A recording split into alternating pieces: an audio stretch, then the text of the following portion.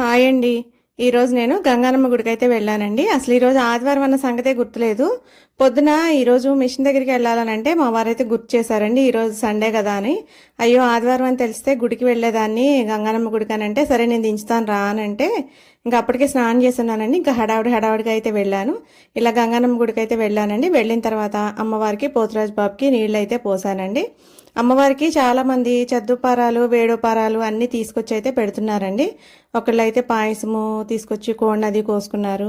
ఇంకా ఈ బయట పోతురాజు బాబు అండి, ఈ పోతురాజు బాబుకి ఇలా వెండి మొలతాడు, వెండి కిరీటం పెట్టి ఇవి వేపాకులతో అలంకరించారండి.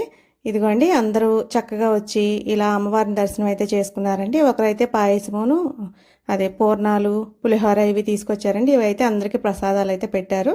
ఈరోజు నేను ఆదివారం వారాహి నవరాత్రుల్లో అమ్మవారిని అయితే దర్శించుకున్నానండి, గంగానమ్మని.